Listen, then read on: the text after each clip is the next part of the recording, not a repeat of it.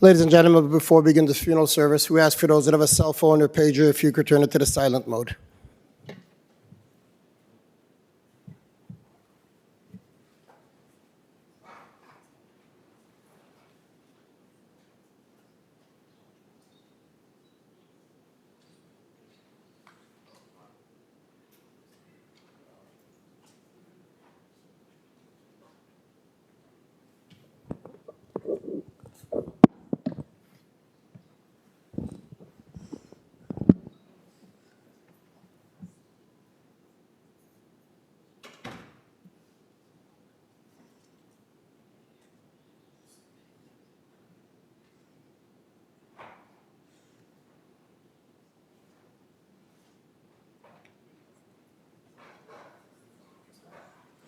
Mizmor LeDavid Adonai Roi Lo Yachzor.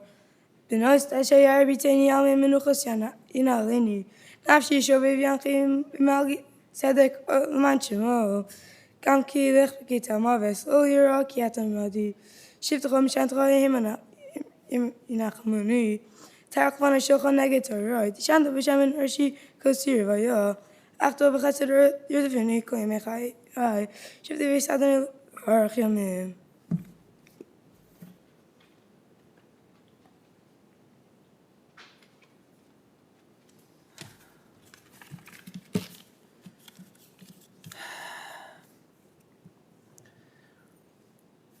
We all knew in my house, growing up, the special relationship that Stan had with my father, Zatzal, and with my parents. My father used to all the time turn to my mother on the Friday or during the week and say, let's have Stan for the Friday night Suda. And you would come over and you would stay in shmooze with my father for hours and hours about all different topics. How many times did we hear from my father, Zatzal, about how chashuv you are, about how you were like royalty. Your way, my father would say, your way of serving Hashem, shtil ha'heit, he would say quietly, with such humility, with warmth and respect, with no airs about you at all. He would tell us how you sponsored, and I have to ask Mechila for saying this, Barab, and now you said we should only say it if people could learn from it. How you sponsored all the learning in the shul, the night Seder Kol, the afternoon Chabura, which you picked up last year, and you never allowed any acknowledgement for it at all. He would tell us how you were an inspiration for the entire shul, because there's not one person in the shul that has anything but positive to say about you, because you were someone that he would say is kulei taiv. It's kulei taiv, only good. And you're going to be a void, not just for the family, but for the entire shul. This past week, we made a siyum by Shal Shuddis for a shir that you helped my father Zatzal found over 20 years ago. A shir that you almost never missed in the last 20 years. And you came this past week, and you joined us for the last time for the shir. You're always there before me. I can't imagine going to give that shir, and you're not going to be there.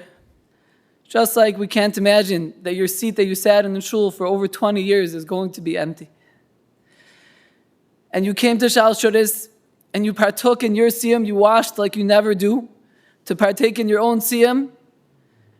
And with that, you left to rejoin, and I could only imagine that my father Zatzal is there, waiting to greet you, just to continue where you left off.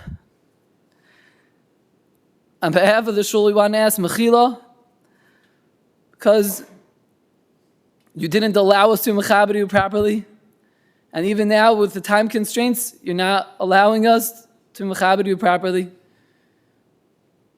This time we're going to hear from the sons and the grandsons.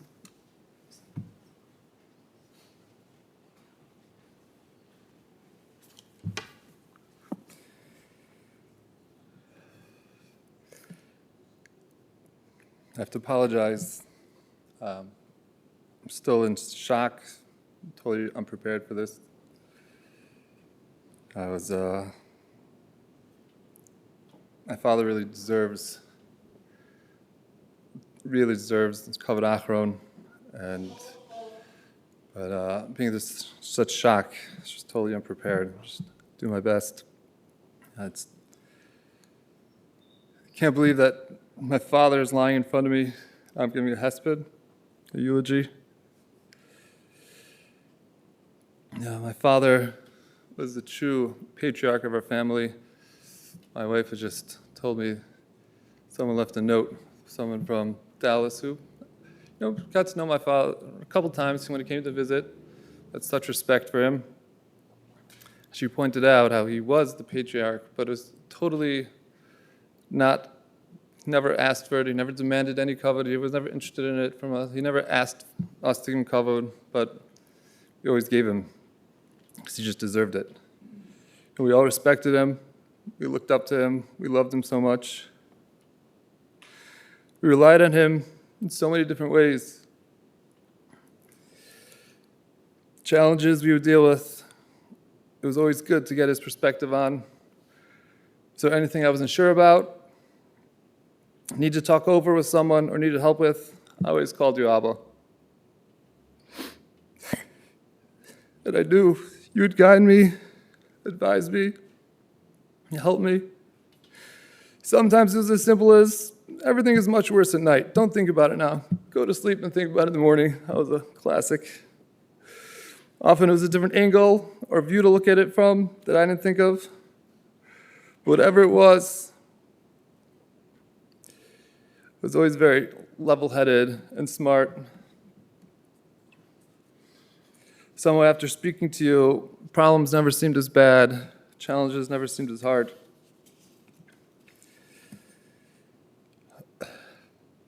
My father was a true role model to everyone he was associated with. He was respected across the spectrum, whether it was the lawyers in the firm and the other professionals he had dealing with, or Rabbanim, Rosh Hashivas, other members of the community. All had such respect for him. There's so much to talk about and so much to learn from him. I'm just going to try to get a little bit at. My father was very much focused on others, his family, his community, his firm, anyone else that came his way. He would often tell us, and even more important, show us the importance of giving to the tzibur, the community. He would quote his father that if you can't give with money, you should give with your time and effort.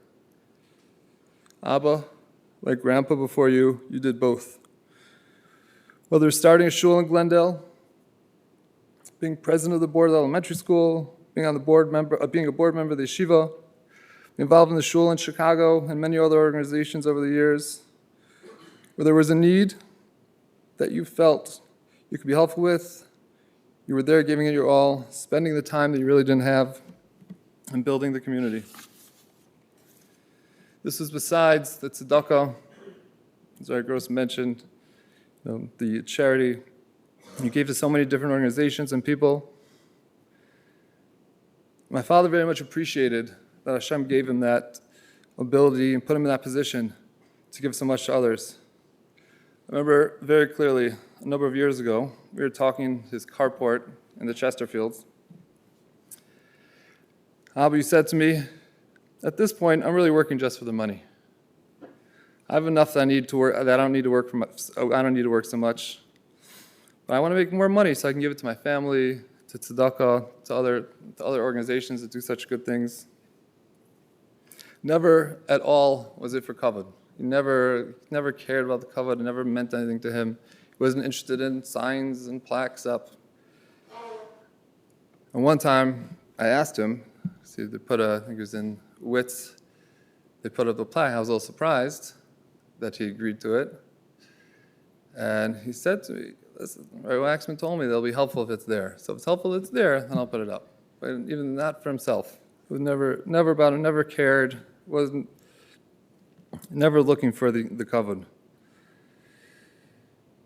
He didn't talk about it so much, and even when I did find out about it, which I'm sure there's many times I didn't, he was also very involved with individuals. A lot of individuals around. There was almost randomly out of here. Someone told me they spoke to my father. A guy went to him for advice.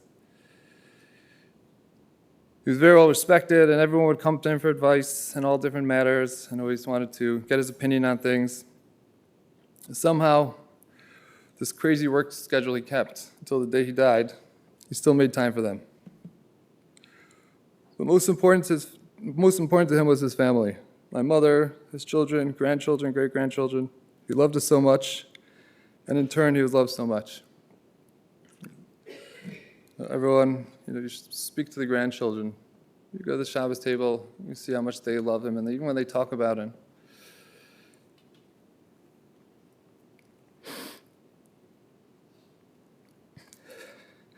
Motzei Shabbos, right after he got the news,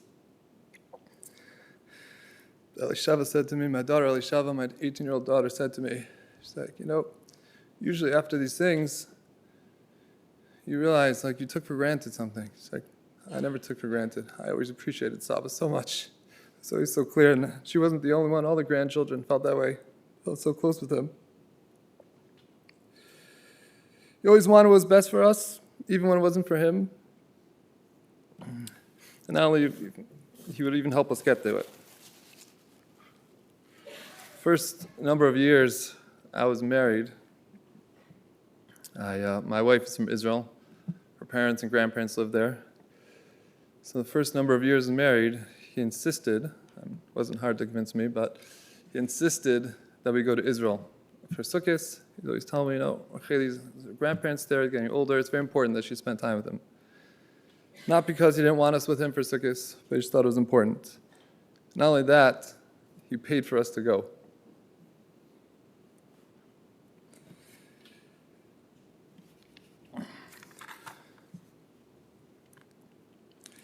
He was so generous with the family, but never expected or wanted anything in return. To him, it was just the right thing to do. And when he helped us, he wasn't interested in any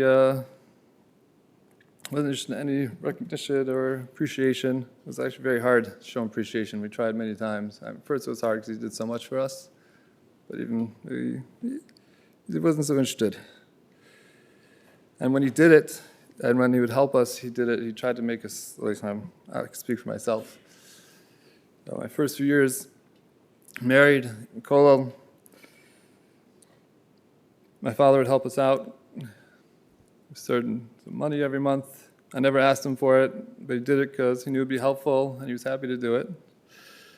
But he'd say to me on the phone, and he knew I didn't love it, that I had to take from him. But I don't even know if this is why he did it, but he'd always say on the phone, I owe you money. That's how he'd say it to me, I owe you money. He had a very similar attitude when it came to tzedakah. There were many times my father said to me, when he had different shivas or different organizations trying to get through to him, I remember the shivas calling him. He's like, I feel so bad they're wasting their time calling me. He would try very hard, and he didn't want to waste their time. He would try to give his annual donation, wherever it was that they were asking for, he tried to give it before they would call, so they didn't have to waste their time. My father, Baruch Hashem, was very successful in the corporate world. As a kid, one of the highlights of his career was obviously the baseball strike. But he was one of the 3 lawyers at the negotiating table in '94, the baseball strike. But a close friend of ours once saw Bud Selig, who at the time was the acting commissioner of baseball, or actually the one who really brought him in, I think.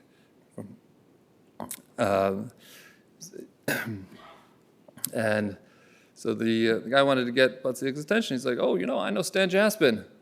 So Bud Selig turned around and he said, Stan Jaspan is one of my best lawyers and one of the best lawyers in the country. Graduated Yale Law School. While in school, he was an editor of the Yale Law Journal. And for his second summer of law school, the summer of his second year in law school, 1970, my parents decided to accept a job at Foley & Lardner. And once my father graduated, they decided to stay there, and stay with Foley. He was there ever since, working his way up, holding a number of positions. Until 1999, he became managing partner, a job he held the rest of his life. My father was very dedicated to the firm and gave it everything he had. And a big part of that was just, it was a certain yashas he had. He was very like, this is my job, I got to do it right, this is what I'm committed to.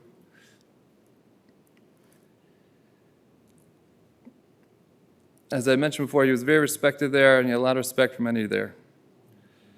He wasn't only respected for being an amazing lawyer, he was respected for being such a special person. He worked, he led, and guided with integrity and honesty. But from him, we would never hear about any of his achievements.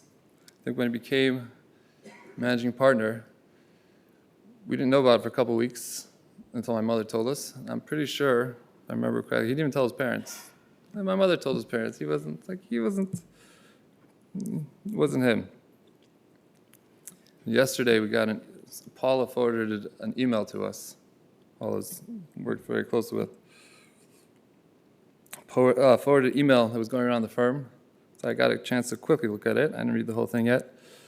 So in it, I saw it mentioned that he was surprised that in 2022, he received the Carl Hitchter Mentor Award for Lifetime Achievement. I never heard about that. Never even heard of it. But that was my father. I guess my mother, unfortunately, wasn't able to tell us, so she told us. He didn't why tell us? But as great of a person as he was, because of what a great person he was very humble. He recognized his achievements and his accomplishments, but to him, that didn't make him better than anyone else. He would always stress to us how important it is to appreciate and respect every person for who they are.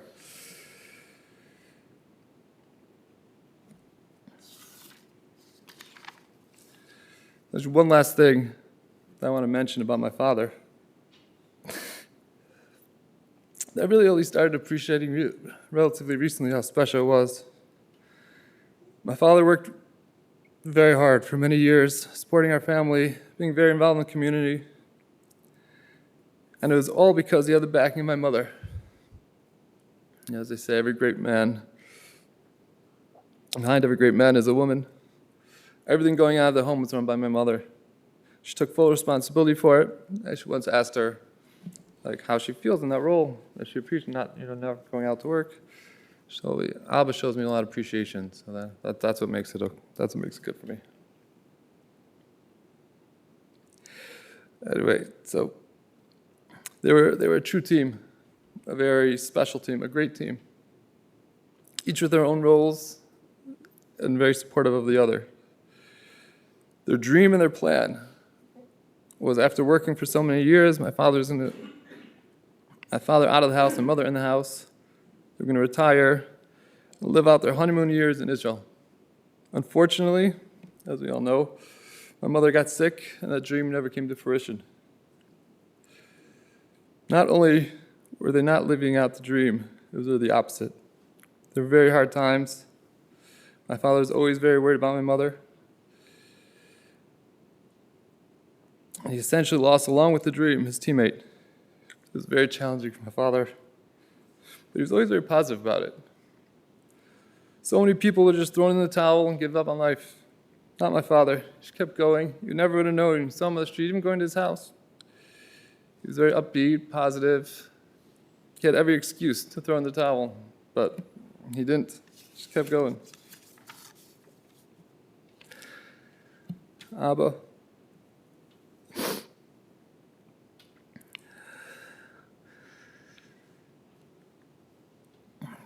On behalf of myself, the family, we love you so much. We ask you, Mechila, for everything that we may have done, we've not done, actually shown proper kavod, respect, or anything else. I could so hear my father say, stop here, don't even do anything. This whole thing would not be my father listening to us speak about him. Please may us Yosha from Mom, for all of us, for all Klal Yisrael. We love Mavis Lenetzach, Mocha Hashem Elokim Dimo, may I'll call upon him.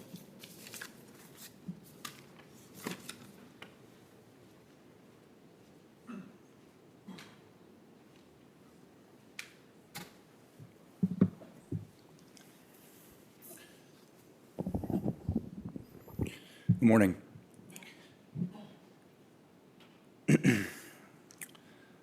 While I may have only known Mr. Stanley Jaspan, better known as Saba to those who loved him, while I may have only known Saba for a short amount of time, especially compared to many of the people in this room who have known him for decades or for their entire lives,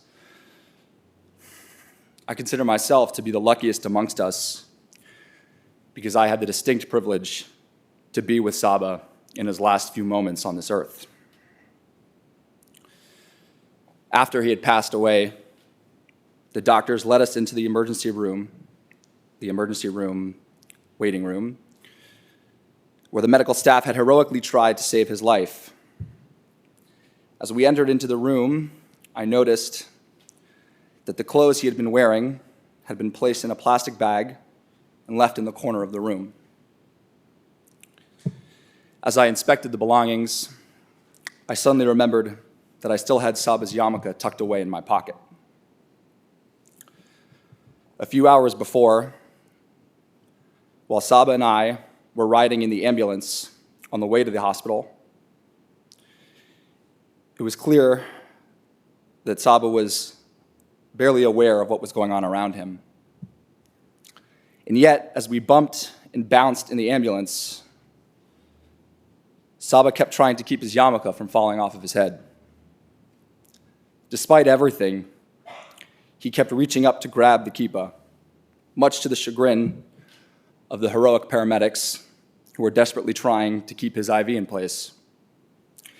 And so, I grabbed the yarmulke off of his head and placed it into my pocket. As I sat in that room, after everything that had just transpired, spending my last precious moments with a man, nay, a giant of his community and his family, all I could think about was that yarmulke in my pocket.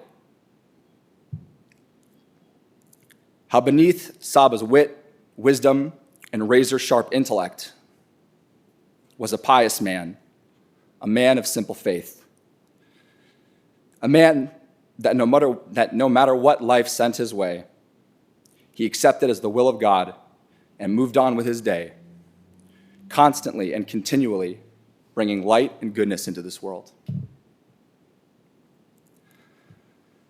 My wife, Yael, and I feel truly blessed that we had the opportunity to spend Saba's last Friday night on earth together with him. While we ate, my wife and I, of course, took the opportunity to ask Saba for his wisdom and guidance. Anyone in this family will tell you, a dinner with Saba is a precious commodity. Never waste a minute of his undivided attention. And so we asked him about what he thought we should do or how we should approach a question that our 5-year-old son Noah had asked us the day before. The question went a little something like this: Mommy, why does Hashem hate me? Why do you say that, Noah? Because if he loves me, then he wouldn't have given me a mosquito bite, or he wouldn't have made me fall off my bike. Probing questions for a 5-year-old. When we asked Saba how he thought we should approach this topic, he replied very simply, tell him that it's true. It's true that God may have made him fall down, but it's also God who gives him the strength to get back up again. Of course, Saba's parental advice ended up being words of eternal wisdom that both my wife and I will carry with us for the rest of our lives. It is my hope that while Hashem may have taken Saba back home to him, Hashem will also grant us all the strength to carry the memory and wisdom of Saba in our hearts and ultimately give us the strength to get back up again. Like Avi had just asked Saba, I'd like to ask forgiveness from you on behalf of my wife, Yael, and my family for not giving you the proper honor that you may have deserved.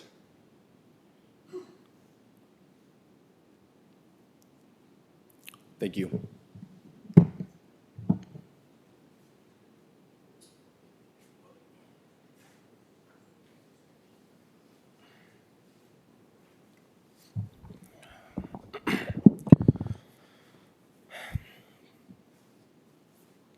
I want to begin by expressing my gratitude to everyone here today.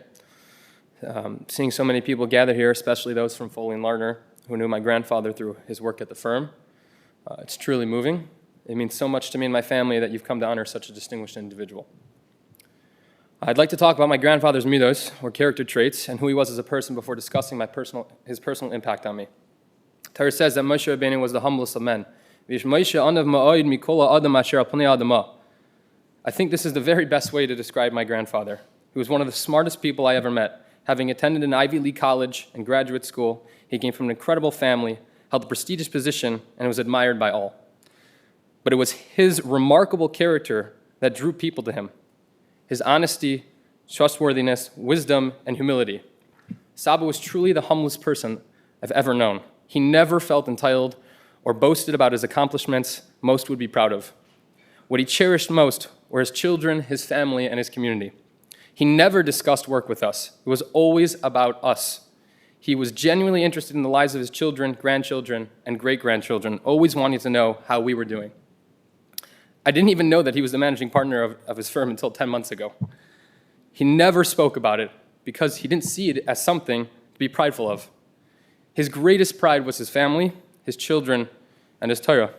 All of his grandchildren would tell you the exact same thing. Make no mistake, my grandfather was aware of his talents. Humility does not mean thinking you're nothing or beneath anyone.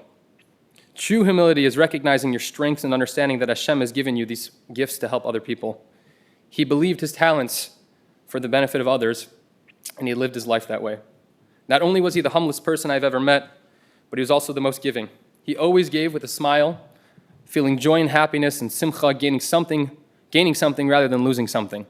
From the countless tzedakah he gave to communities worldwide to the tzedakah that even his children don't even know about, his generosity was truly incredible. I remember when Saba gave Rivka, my wife, and I our silverware set from him and Bobby. We called to thank him, and he expressed his joy in us having them. He said that we should use them to create a Shabbos table full of Kedusha, accompanied by the Shekhinah. That's all he wanted. He never needed us to produce nachas for him, not even a thank you. He always just gave with a smile and would say, just enjoy each other. He never expected even a thank you. When Rivka and I stayed at his apartment in Israel this past year, I made a point of calling him every single week on Erev Shabbos to thank him for the incredible opportunity that he gave us to live there. It was all because of him, and I felt so much gratitude towards him. As always, he would respond with just enjoy each other and the special time that you have together. Once he mentioned that he was happy a couple was using the apartment that way, that he would want to use it with Bobby. Saba, I'm so sorry you never got that chance with your wife, but thank you for giving it to me and to my siblings that opportunity. I will always carry it with me, and Emir Hashem do the same for my children and their children. He made every one of his grandchildren feel like he was their favorite, that they were his favorite, and even made me and my wife, he made my wife feel like she was his own granddaughter. It was genuine, it was MS.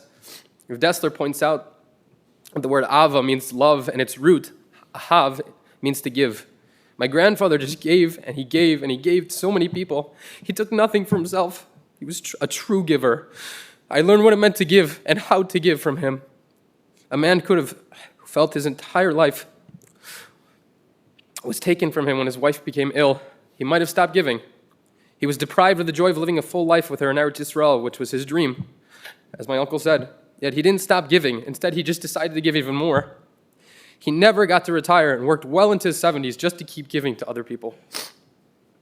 Saba, you instilled within me a deep love for Eretz Yisrael, the place that he so longed to be. I'm grateful.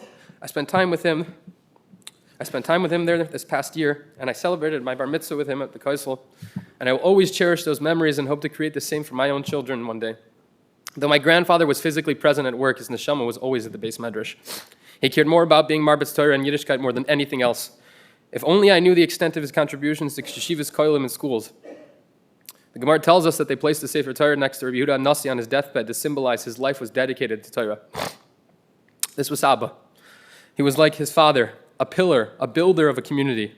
I know that would be the biggest compliment he would ever be able to receive. Saba, you were just like your father. Saba, I wish I could just be like you. You carried the Messiah from your father down to your great-grandchildren, and it's instilled within all of us.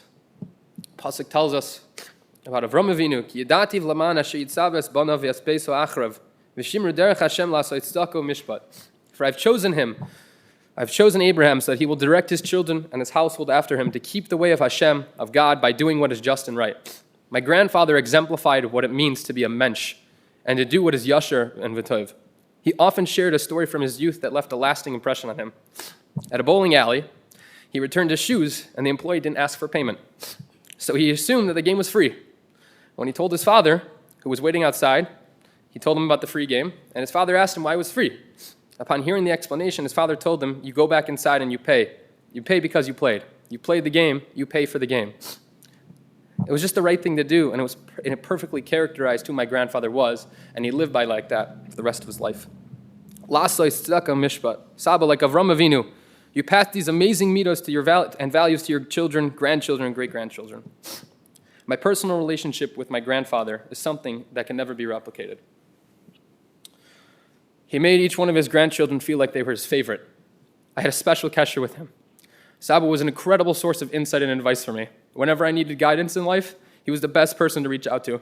Like his namesake, Shlomo HaMelech, he was the wisest person I knew, giving me so much advice over the years.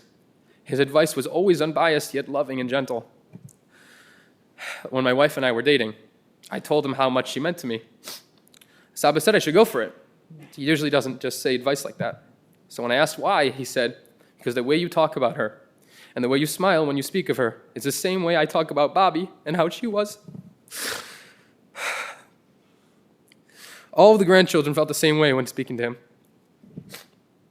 He was an amazing person to go to for advice. I'm sure this was as true in his professional career as well, with his associates and partners. He was a profound source of wisdom. Saba, it's a schus to be your grandchild. I'm so proud to have you as my grandfather. Whenever I'm lost, I always ask myself the question, what would Saba do? We all know what's truly right and wrong. My grandfather was always so yasher and so pure. When I face a difficult situation, I ask myself, what would Saba do? It helps me find the true path, the path that's just and the path that's menschlich. That's who he was, just a true mensch. For all the married grandkids, Saba set the ultimate example of being an amazing spouse.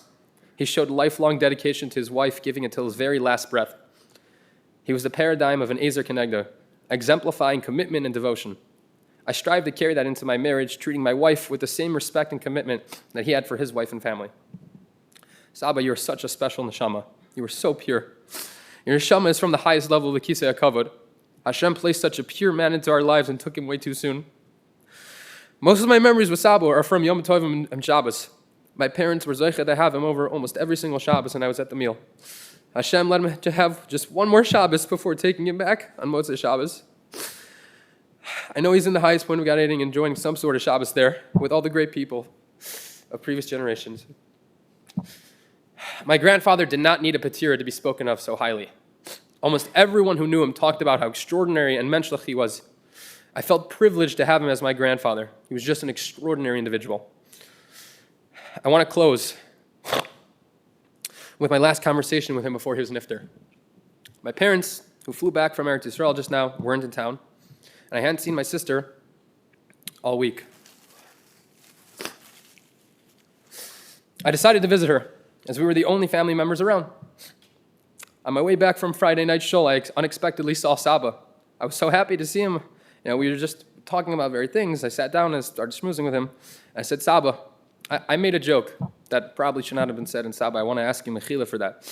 But upon clarifying, I said, Saba, what I meant to say was, I just want to thank you for everything you've done for me and for Rivka this year and what you will do.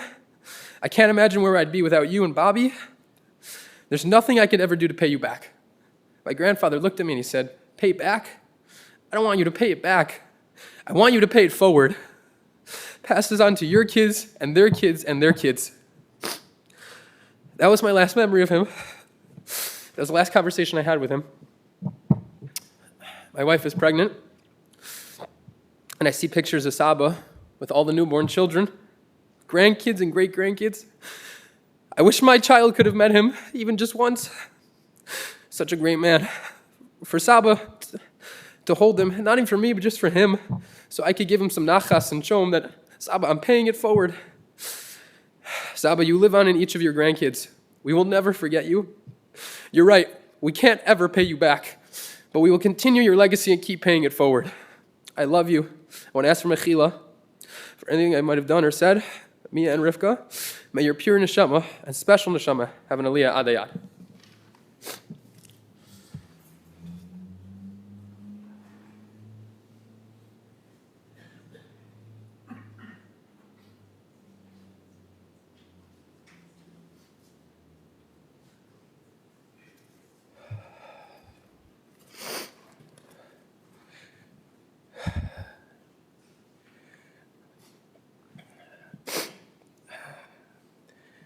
On Motzei Shabbos, when I heard Saba was nifter, I didn't know what to do or how to process. And I called my Rebbe and I said, I don't know what to do, how to feel. I've never lost anyone close to me before. And he said, while it's scary and sad, the loss of your first grandparent brings a sense of responsibility. You're not a kid anymore. It means that you're all of a sudden cast into the primary generation. All of a sudden, the responsibility of the family is shifted to your shoulders. Sab, I know that's how you would want us to feel. You work so hard, gave every one of your children and grandchildren the foundation in education, in mental fortitude, and steadfast principles to step up in your absence and carry on the legacy that you upheld. Some background from a grandchild's perspective. As it's been said, Saba was extremely bright and unapologetically smart. When I asked him how long he studied for the LSAT before getting into Yale Law School, he looked at me and said, "Who studies for the LSAT?" As it was said, Saba went to Yale for law school. He was the editor of the Yale Law Journal, which made him the #1 candidate coming out of the country. Saba argued a case in the Supreme Court, which I always told him about, and I was proud of him for, Johnson Controls versus United Auto Workers, which ended up being a big part of the Civil Rights Act of 1964. Saba was a managing partner at a top law firm in the country, many of which are representing Foley and Lardner today. The man I just described is not the man that all of you saw walking around on Shabbos. Without someone pointing him out to you, most of you probably wouldn't recognize Saba. He lived simply and kindly. Most of his contributions were quiet and behind the scenes. So here's what you need to know. If I were to describe Saba in one word, principled, unshaken and unwavering in his principles, day in and day out, by the book, for the book. Saba believed the principles create and guide the personality. A person and their principles are two sides of the same coin. First and foremost of those principles, hard work. There isn't an easy recipe for anything meaningful, and it takes hard work and dedication to achieve it. Saba worked very hard and believed in family first and balancing a professional career, a strong household, and community involvement. And that takes a certain type of American grit that Saba encompassed. Humility. The successes in life, and Saba had many, don't give one the right to be haughty, and you'll benefit in the long run by learning from other people and having an open mind. Saba and I used to learn Minchas Chanech on Shabbos, and Saba would come in with an open mind, willing to learn from someone generations younger. Anyone who saw Saba never imagined the wealth or successes he had. He was so incredibly generous to tzedakahs and family. Whenever anything was needed, he never took anything for himself. He gave it all away to others. And Saba always took care of the people who took care of him. No matter who they were treated the same. Honesty and integrity instilled by his father. Not just honesty in telling the truth, honesty in the totality of the person you are and how you act. Saba, I apologize, I have to bring this up. There was a story, we were at Wrigley Field and someone lost their wallet. We asked a rabbi if we could keep the money, and circumstances dictated that we could. When I told this to Saba, I kid you not, it's been 6 years, and this comes up regularly as a hot debate topic. Saba could not fathom keeping the money, even if a heavenly voice came down and said, "You should keep it." Saba would not, and I'm still not changing my position on this. Saba was unique. No matter how high up he made it in the corporate world, it never diminished from his core values. As it's been said, Saba loved Eretz Yisrael. I always gave him a hard time because he would always tell over at bar mitzvahs that when he was becoming bar mitzvah, the closest he could get to the Kotel was the King David Hotel. And nowadays we take that for granted because we can all become bar mitzvah at the actual wall. He and Bobby bought an apartment in Yerushalayim. The plan was to retire there together. When Bobby got sick, Saba left it to other grandchildren to use, like Ami talked about. But he would still come up every year, once or twice. When I was in Israel, Shana Aleph, Saba came in for one of these trips Thanksgiving time. We were eating at a family friend, the Wolves, for lunch, and we were walking from the apartment. The weather was beautiful. The walk was through parks and grass. Yerushalayim was in the background, and it was just me and Saba. And the rest of the world was quiet. Somehow I felt in that moment that it was a special point in time. It felt heavenly and surreal. So I said, Saba, if you were to give one piece of advice to remember forever, what would it be? And we're walking, Saba's one hand behind his back, as he would. He thought, and he looked at me. He said, don't sweat the small stuff. You'll make mistakes in life. Things will happen. Don't dwell on it. Get up and move on. And that's how Saba lived. He always focused on what was important. Saba, when I think of you in Gan Eden, I see you taking that walk, turning around and stretching out your hand. Life won't be the same without you. The patriarch of our family, the head of the Seder, your guidance, your wisdom, your smile, your embrace and your love, the words, I'm proud of you. You're my rock. You're my mentor. Every difficult decision, I went to you. Every milestone, I rushed to you.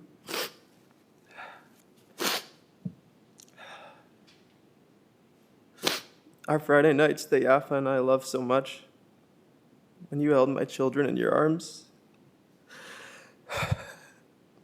I promise you, we'll continue your legacy in our actions, in our hearts, and in our children. You'll be part of the fabric of our home, the decisions that we make, the principles that guide us.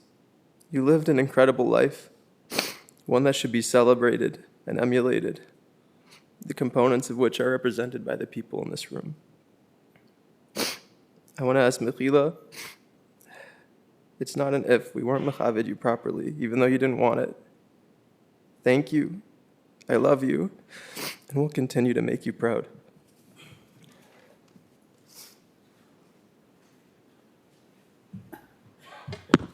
We'll now hear from the Rabbanim and friends.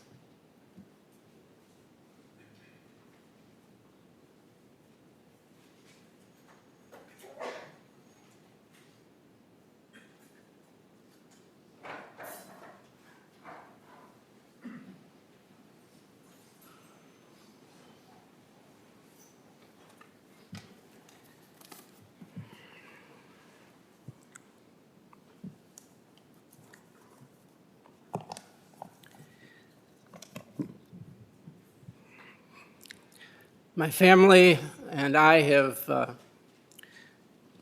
known Stan on a personal level and his family for more than 4 decades. And I've had a professional relationship with Stan Oliver Shalom based on his communal activism and his devotion to the yeshiva for more than 3 decades. And due to the time, I've been asked to curtail my remarks, which is very, very difficult to do, but certainly want to understand the needs of the hour. I think based on what has been said so far, it's possible that due to my long-standing relationship, I give a different perspective to Stan's life, which I think would only elevate the greatness of Stan in everyone's eyes. from the perch that I've had the opportunity to observe Stan in a myriad of diverse roles, from the most intimate as a beloved husband, a doting father, to the most public. Obviously, his role has been set as a managing partner, his communal activism, past president of the Board of Jewish Education in Milwaukee, past president of his synagogue, a person who is involved with every aspect of the Jewish community, a person who is a trusted advisor in the executive committee of the yeshiva. In all of these different arenas, Stan has engendered respect, admiration, deference, and love. It's hard not to love Stan. I want to share one thought, obviously due to the hour, which I think could give us a perspective of what was this overflowing respect that everyone gave to Stan. In Parshas Balak, the pasuk says, "Lo hi beit oven b'Yaakov v'lo ra amo b'Yisrael, Hashem elokav imo." Bilam, according to all the different Meforshim, in an attempt to curse Klal Yisrael, really praised them and blessed them. And he said he can't find any iniquity, he can't find any negativity within Klal Yisrael. Hashem elokav imo. And the Medrash Tanchuma says as follows: Kishara Bilam Haracha Yisrael, Shemishamshni mitzvos afila mitzvos kala nisharim ba amar. Miyuchal kala les elish Shemishamshni b'mitzvos. Bilam saw Klal Yisrael and he said, it's impossible for me to curse. V'lo od elish shemo chakuk bahem Yisrael. And not only that, but HaKadosh Baruch Hu's name is engraved within them. Yashar Kale. Yisrael is depicted as Yashar Kale. It's the ashrus of HaKadosh Baruch Hu is embedded within Klal Yisrael. And the Medrash Tanchuma, and earlier Medrash in Bereshis, describes the dialogue between Cain and HaKadosh Baruch Hu, where HaKadosh Baruch Hu confronts Cain, and Cain attempts to get out of the responsibility by saying, who said it's my fault? HaKadosh Baruch Hu, you created the Yetzer Hara, you created the Kinaf with me. And HaKadosh Baruch Hu answers him back and says as follows: Levad re'ezem matzasi asher asa Elokim es Adam Yashar. So, quoting a pasuk in Koheles, I have found that I have made man Yashar. V'lo bara HaKadosh Baruch Hu shenikra tzadik v'yashar es Adam b'tzalma elokidei liyos tzadik v'yashar kamohu.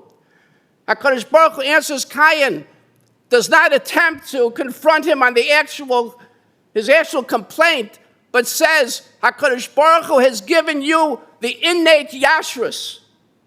The Yetzer Hara is not you, Yashrus is you. You have been created b'Tselem Elokim for the purpose that you can emulate me. HaKadosh Baruch Hu says, he who is the epitome of Yashrus, a person has been given the capacity to be able to raise himself to the level of a Yashar Kale. He identifies, embodies the Yashrus of HaKadosh Baruch Hu.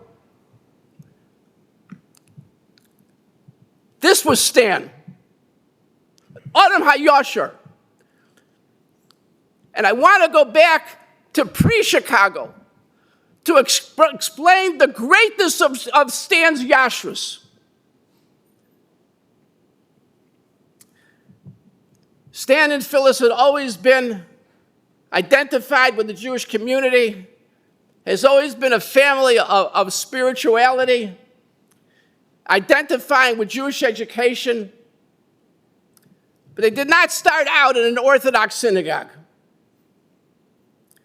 They sent their children to the local community day school, wanted their children to continue to get a Jewish education and sent them to Jewish high schools. And then it became the time for Avi to go to high school. Stan's beloved Ben Yochid. And Stan certainly wanted him to have a Jewish education, but at the same time, their lifestyle was such that secular education was very important. It's been described, Yale graduate, very intelligent young son. Let him carry on the way. Let him continue with his Shmiras HaMitzvos. Let him continue learning, but give him the opportunity to continue and go to an elite university. And as such, they sent Avi out of town to go to a high school which would give them the opportunity to live this high school of combining Jewish learning together with the opportunity to go to an elite university.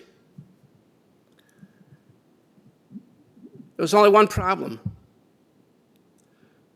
During that first year away from home, Avi called up and said, I want to go to yeshiva.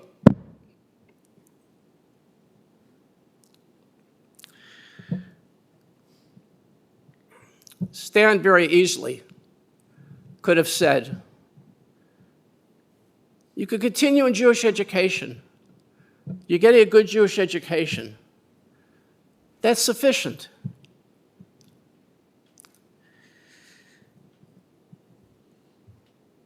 Asher asa Elokim es ha'adam yashar. Stan didn't do that. Stan investigated the possibilities of going to yeshiva. A person who is Adam HaYashar does not say, this is the way it's been, this is my preconceived notions. But he opens himself up and says, let me investigate it, let me analyze it. And I can tell you that those discussions about where Avi's going to continue going to school were not easy discussions. Stan is a litigant lawyer. He evaluates, he understands. He understands the OSI. He understands what the conclusions of the decisions are. You can't pull the wool over Stan's eyes.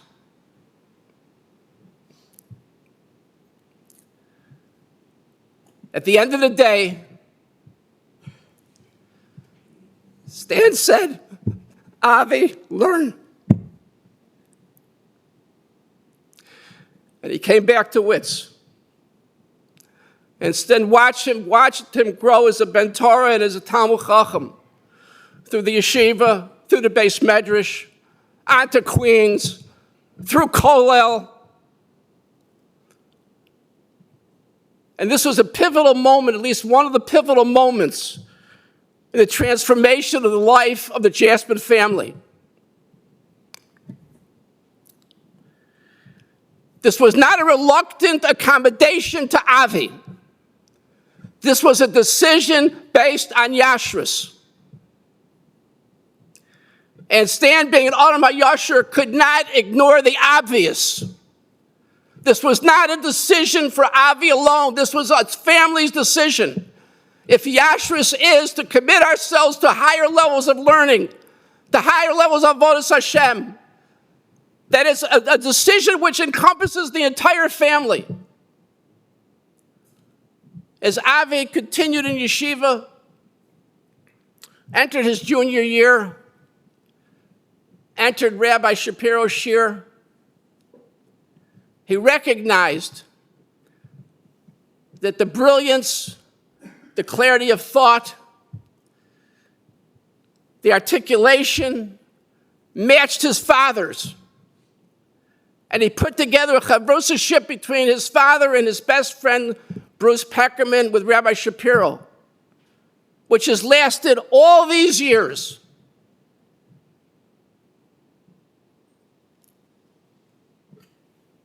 Tonight was to be the night of their weekly learning.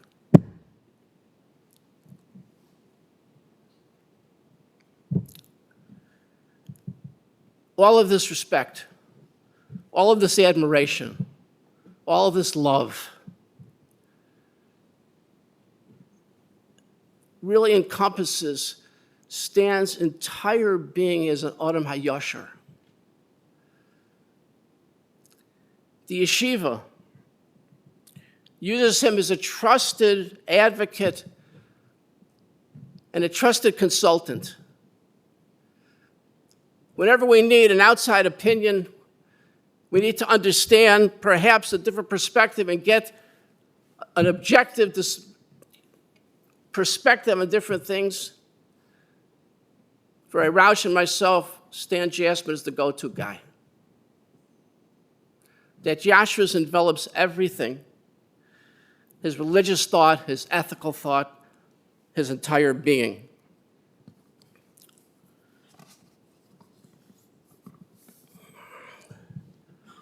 As was mentioned, there are so many different pieces, more to discuss. And if time would allow it, I would have availed myself of the opportunity. He's a role model in terms of his devotion to his wife throughout all these years. In discussing the situation with him, the pain, the sadness is always present, but he refused to allow that to defer him from what he needed to do, to distract him from what he needed to do. He was a person who was able to handle all different circumstances and never allow himself to lose sight of who he is and what he could do, irrespective of the pain and the sadness that he went through. That type of devotion is the selfless type of devotion, which is a model for any couple, regardless of the circumstances, to appreciate the level of devotion and dedication a husband, a spouse could have for someone else under the most difficult of circumstances. And the proof of the pudding of everything we discussed in terms of the transformation of the family is sitting in the front row. When a person makes such a consequential decision, when a person leads his life with such yashras, it nurtures the entire family. The entire family you see sitting in front of you is a product of being nurtured in a home of yashras, and it's a product of being nurtured in a home which sets as its highest values Limanat Torah and Avodas Hashem. Bila hamavas lanetzach umar Hashem Elokim dima al kol panim.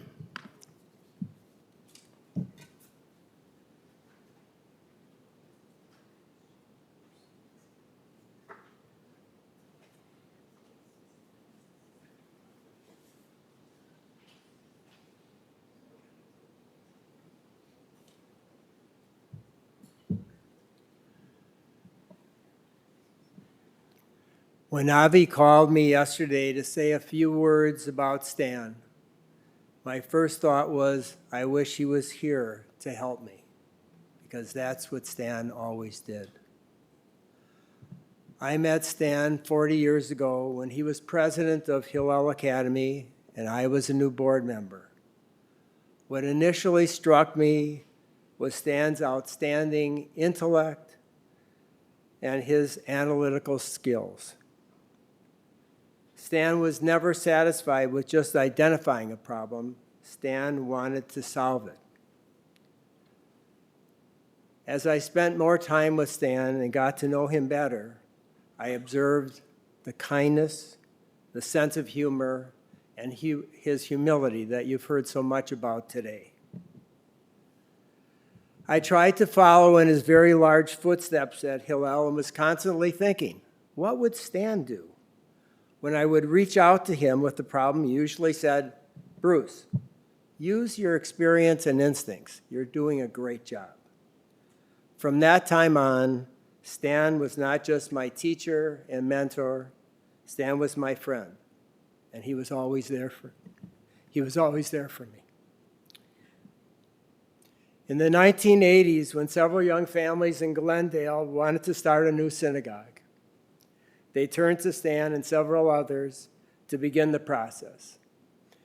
His vision for a Zionist, modern Orthodox shul was realized and still thrives today. Throughout the years, our congregation continued to rely on his guidance and support. My family also benefited from our relationship with Stan and his family. When the synagogue opened its doors, Stan invited us to participate. I was initially hesitant, but as it was Stan's way, he challenged us, he encouraged us, and had our family join and learn and grow without ever uttering a judgmental word. The warmth shown to us by Stan and Phyllis made our journey one of love and joy. Stan exemplified a modern Orthodox Jew. He was a highly successful attorney who was able to integrate his faith and Jewish values into every aspect of his life. He was a righteous person without an ego to get in his way. I have always looked to him as my moral compass. As you've heard, Stan loved the state of Israel and its people with all of his heart. Our two families traveled to Israel in 1989 for 6 weeks, and we began a lifetime love affair with our incredible country. Back then, way before cell phones, I learned to appreciate Stan's uncanny ability to locate payphones so he could stay in touch with his office, even in the most remote areas. Stan was so proud to be a member of the law firm of Foley and Lardner. From his early days of being mentored by Marvin Klitzner, of blessed memory, to becoming a nationally known labor lawyer, chair of the labor law team, being on the management committee, and since 1999, as Avi's addressed, being the managing partner. But every day brought a new challenge, which he looked forward to addressing. I've gotten to know some of his partners over the course of time, and some of them made some remarks to me during that period of time, which I share with you. Stan was unique. He was one of a kind. I know if Stan's on the compensation committee, I will be treated fairly. Stan Foley has many talented lawyers, but only one, Stan Jaspan, is indispensable. In 1998, at Avi's suggestion, we began studying with Rabbi Yitzhak Shapiro. I loved driving to class with Stan each week so we could kibitz a little and catch up. Our classes met regularly, mostly every week, until Rabbi Shapiro moved to Boca, and then we, like the rest of the world, met by Zoom. But he still made time to come to our home and have dinner before every class. We usually spent the bulk of the time schmoozing and solving most of the problems of the world, which usually dealt with American and Israeli politics. The balance of the class was devoted to the study of Tanakh Torah. I was always in awe of Stan's thirst for knowledge and his search for ways to incorporate our learning into his everyday life. I will really miss his insights. As Rabbi Cheplowitz said, our next class was to be this evening. Stan's love and devotion to Phyllis was incomparable. She was always in his heart and mind, and he was with her whenever he could. He talked about Phyllis to me frequently, but I never heard him complain about the difficult situation. His children, grandchildren, and great-grandchildren meant everything to him. This past Motzi Shabbat, I lost my mentor, my partner, my dearest friend, and a piece of my heart I will never be able to replace. I will miss him every day.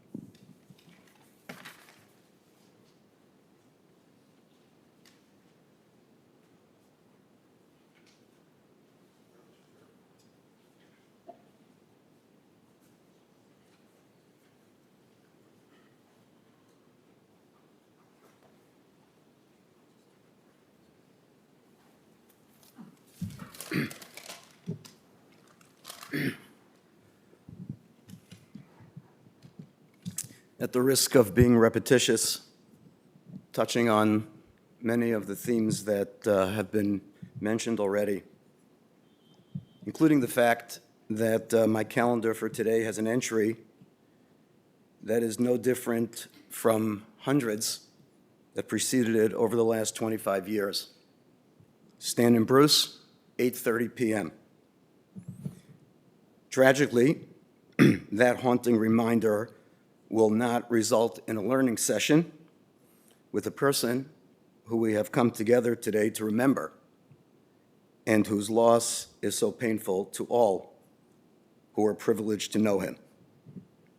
Stan used to send out the Microsoft Teams meeting reminder to read, class, just one word, class. From my perspective, in many ways, I was the student attending class, learning at the feet of a master teacher. The recurring subject, the synthesis of intellect and character, how to represent the best that humanity has to offer. People who study Torah or live in the world of any form of scholarship are conditioned to recognize and indeed be awed by brilliance. Stan certainly had an outstanding mind. He could analyze a new idea and comprehend it with depth instantly. Bruce and I came to know this very well. And he thought, and he knew insight that we tried to offer was subjected to scrutiny and to the withering analysis of a great mind. But this is not what made Stan Jaspan special. It was the rare combination of personal virtues, religious values, and a sense of priorities that was truly unique. On a human level, as has been mentioned so many times, he was warm, humble, decent, and had a true concern and interest in the lives of others. And that is why so many people counted him among their close friends. Religiously, he was a person who sought truth, who was dedicated to spiritual growth, and who displayed unwavering faith in the face of difficult personal challenges. Despite his great professional success, he placed family and community at the front and center of everything that he lived for. He was an exemplary human being and a role model for all that knew him. Stan's life and the values that he and Phyllis cherished have been instilled and indeed embodied in the beautiful family that he leaves behind. They are a true legacy that will endure and forever perpetuate the memory of an incredible human being. Bila hamaves lanetzach u'mocha Hashem Elokim dima me'al kol panim.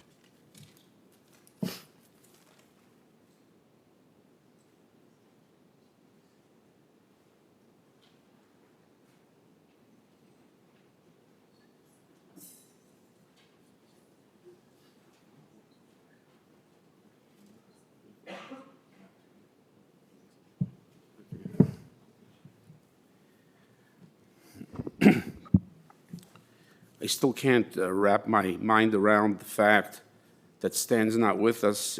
I'm totally numb. Torah law requires one who finds a lost object, he has to publicize it, provided it has simanim, identification signs. The absence of such signs exempts the finder from this obligation. The large assembly gathered here today bears eloquent testimony to the sorrow of the community over the loss of a precious constituent. And since it's mandatory, according to Jewish law, to publicize the signs of a lost object, in this instance, we have to reveal the signs of a precious person whose loss we have come to mourn. Our Chazal convey the message that certain vital simanim are the litmus test of a person's life. My friends, it's impossible to encapsulate the life of a person in a few minutes. Stan faced the people all of his life. His concern over others, either individuals or community, was a constant passion and focus. He stood true to the high ideals of social responsibility. Stan was a man of sterling character. He was the epitome of being a mensch.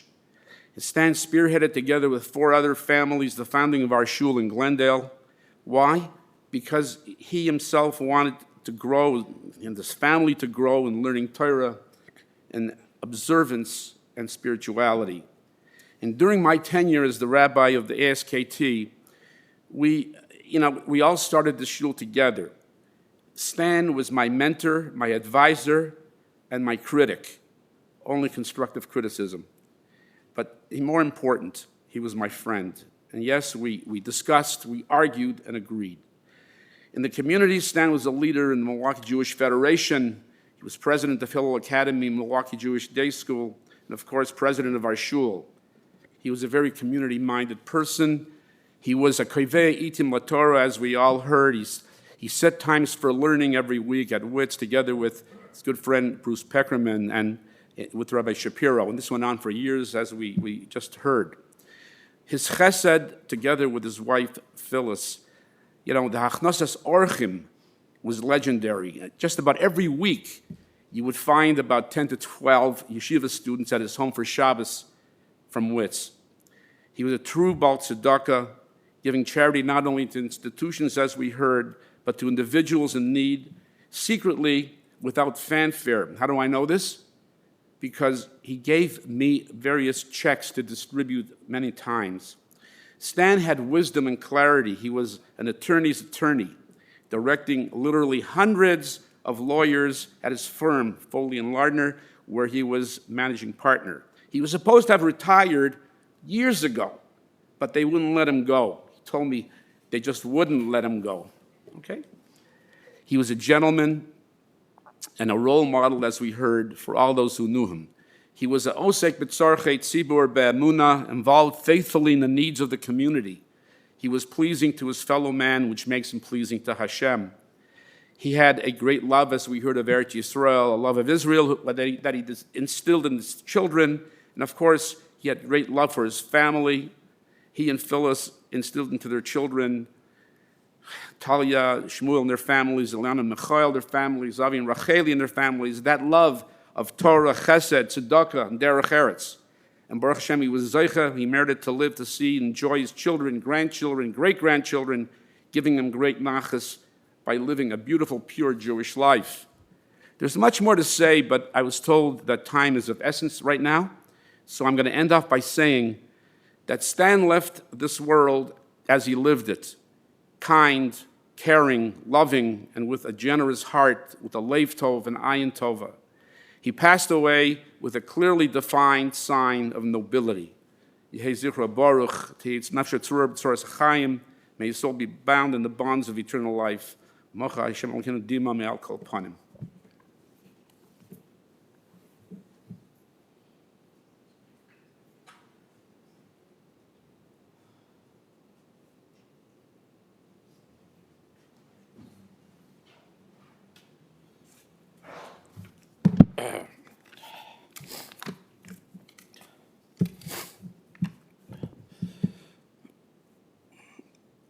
Abba, Libi Nishbar, I'm broken. My heart is shattered. My mind is in shock. You were my father, you were my role model, my friend. You and Mom always believed in me, pushed me to be better and do more. Dvarim min alev. You were a malach, an angel in human format, royal, regal, malchus. I've known many gedolim on some personal levels for the last few decades. None have come to your yashrus. Your dan es kol ha'adam l'kav schus always being honest, MS, right from wrong. If anyone wanted to know the end result, the complete shleimus of Pirkei Avos, it was Stan Jaspan.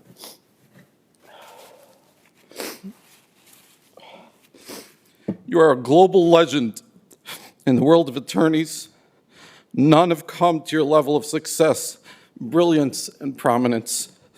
The New York Times rated you for years as #1 attorney in the field. Volin Lardner was honored to have you for 50 plus years, begging you to not retire for the last 20. Your brilliance and genius was only surpassed by doing what is right, what is good. Foley and Lardner is one of the largest law firms in America, have revolved positions and appointments around you. Your personal taxes were overpaid if there was the slightest doubt. Always overpay, he told me. There was never a compromise for you. Yashrus, good, and kindness. You approached every situation, professional, personal, with asking yourself, what will make a Kiddush Hashem, sanctify the Eibishter's name? Be a light unto the nations. Abba, you are the brightest light any nation has seen. Your love for Mom is to be admired. If she was in pain, you too were in pain. Nafshecha kshura benafsha, your souls were and are one. Oh, how you loved Mom and how she loved you. You always said she would outlive you. It's our turn to take care of her now, and I pledge to you, Mom will be well taken care of. I promise you. The countless hours we spent together, almost every Shabbos, Yontiv, Simchas, for the last 30 years, from Milwaukee to Florida, at Eretz Yisrael and Chicago, was a schus the Heilige B'Shefer granted me and the entire mishpacha. Having a king, a malach at the caliber of David HaMelech, choose to be with you and spend time with you every Shabbos and Yontif is a gift from Shemaim. Now who's going to knock on our door and yell out, Good Shabbos, how are you? How was your week? How are the kids? Are they coming over? When you welcomed me in the family 30 years ago, I was humbled. I was in shock. I knew I was marrying a daughter of royalty, of a melech, a true princess. But you never made me feel less. You made me feel like a prince. At Ami's chasana, you saw something was bothering me, and you pulled me aside, and you gave me the warmest and biggest hug and the shika that I've ever received. You pulled me in tight, and you whispered into my ear, don't think or worry about it. I am here. I am your father. My children and Eineklach so loved being with you.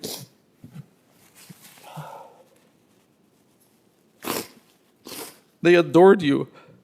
The highlight of everyone's week was Shabbos with Saba. The stories, the lessons, the love for Yiddishkeit, Torah, Ehrlichkeit, Anivas, Tzedakah, and Eretz Yisrael. Yidden for generations have been delving and studying Sefer Mesilas Yesharim. I had the schus of learning from a living Mesilas Yesharim. No one came to your level. Your madrega of always doing for others quietly, beseser, always putting others before you. The way and manner in which you gave your family and its tzedakah for Moisdos and others, Talia and I still can't figure it out. It's one thing to give tzedakah, to give charity. It's another thing to give it in the Stanley Jaspan way. You made it seem that the receiver was doing you a favor.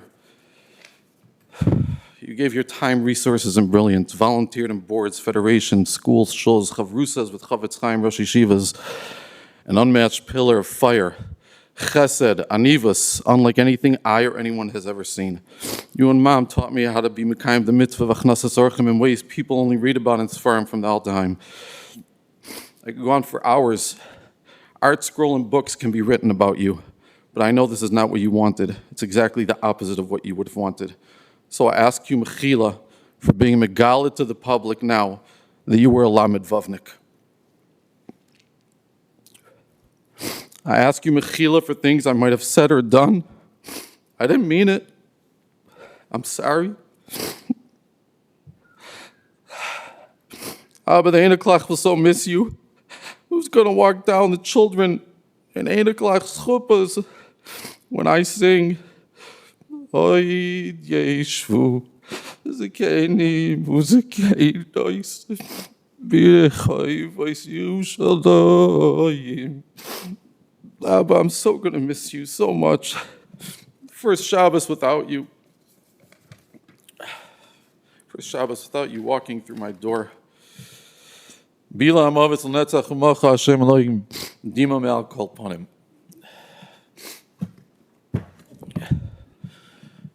Kel Molly.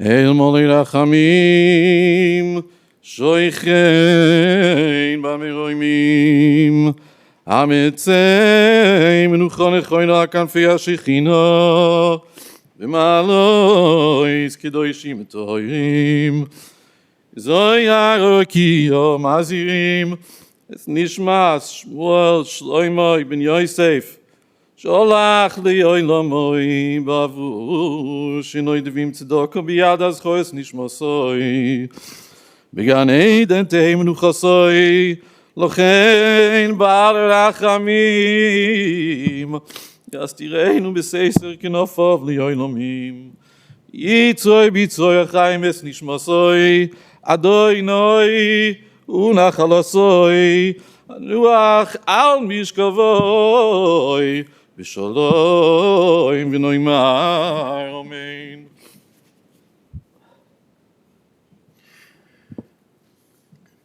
This concludes Levaya here at the chapel.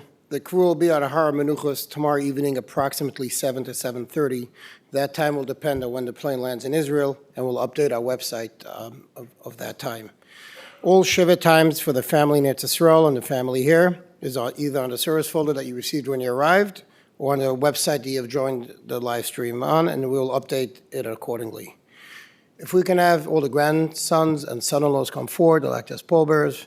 We'll have an opportunity to be Mulava the Nifta outside, and then we'll be going to the airport. We will not be going in procession to the airport. We'll be going, just walk behind a little here, and then the family will be going to the airport too.